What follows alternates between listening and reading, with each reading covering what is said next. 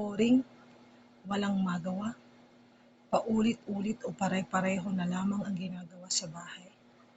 Mula nung nagkaroon ng enhanced community quarantine, isa lang naman po ang pakiusap ng ating pamahalaan. At ito rin po ang nais ko pong ipakiusap sa ating lahat, lalong-lalo na po sa mga mag-aaral at magulang ng Balangay National High School. Ang tayo po ay manatili na lamang sa ating mga tahanan.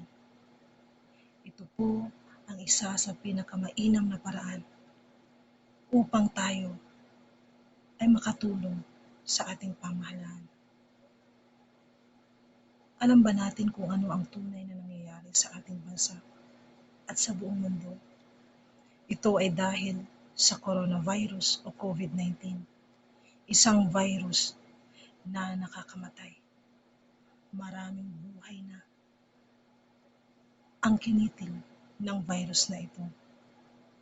Marami na rin po ang nagpositibo ng COVID-19, hindi lamang po sa ating bansa, kundi sa buong mundo. Maging ang isa sa mayamang bansa at tinitingala nating lahat ay naapektuhan ng coronavirus. Ito ay ang bansang Amerika na ngayon ay nangunguna sa may pinakamaraming positibo ng virus na ito. Wala pong pinipili ang sakit na ito. Ilan sa ating mga government officials ay COVID positive din po. COVID-19 positive po sila. May mga artista, may mga mayayamang tao, maging yung ating mga doktor na nagkapagsapalaran, binuwis ang kanilang buhay para lamang sa kapakanan ng ating mga kababayan. Nawa ay lubos po nating maunawaan kung bakit ganun na lamang ang pakiusap ng ating pamahalaan at lahat ng mga opisyalis ng ating barangay, bayan, probinsya at ng buong bansa. Nakikiusap po kami sa inyong lahat na tayo po ay makipagtulungan at makipagkaisa sa pamamagitan ng ating pamanatili sa ating mga tahanan.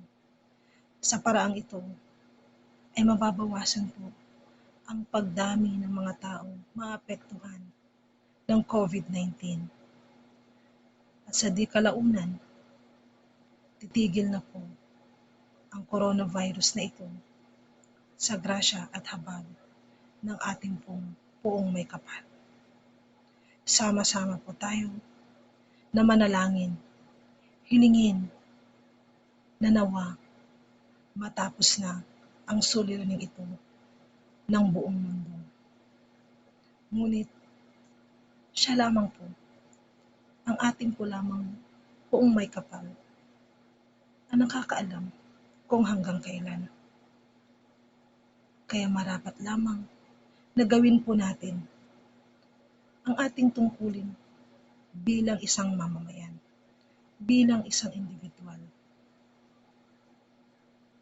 Kung tunay na tayo ay may malasakit sa ating mga mahal sa buhay, sa ating pong mga kapwa, sa ating mga kababayan, sumunod po tayo. Huwag po sana tayong maging katulad ng mga ilang kababayan natin na sumuway at hindi sumunod. At dahil dito, mas lalo pang dumami ang mga tao o mga kababayan na natin na naapektuhan ng virus na ito. Hindi ba't ito'y nakakabahala? Marami ay natatakot, maraming nag-aalala. Ngunit walang magagawa ang ating pag-aalala. Magtiwala lamang po tayo sa ating pong Panginoon. Gaya ng lagi po nating mga nababasa sa mga post sa social media.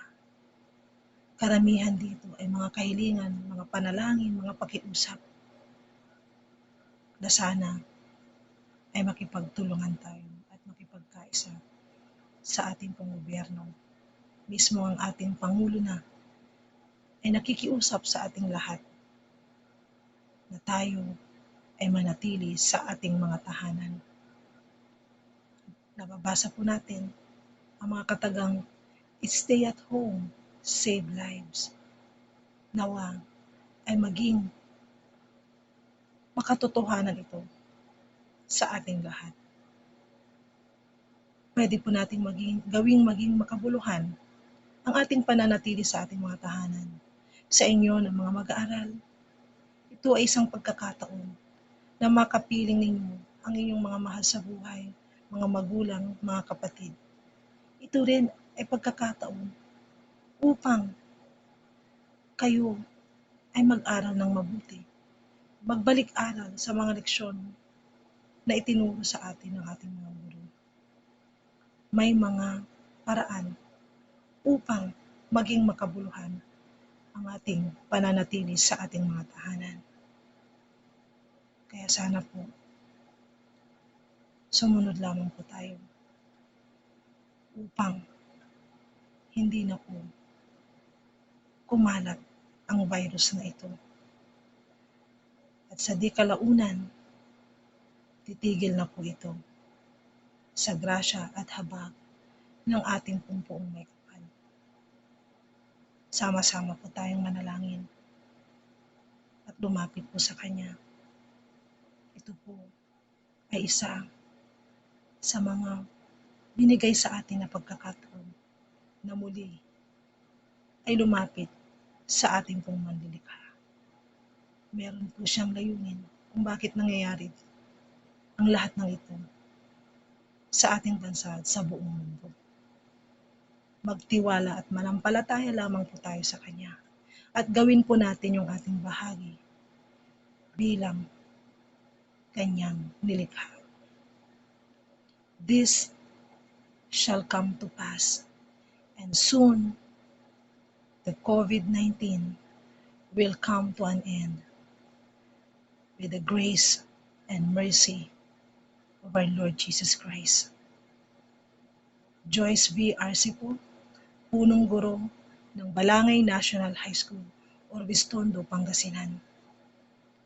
Keep safe, save lives. God bless us all.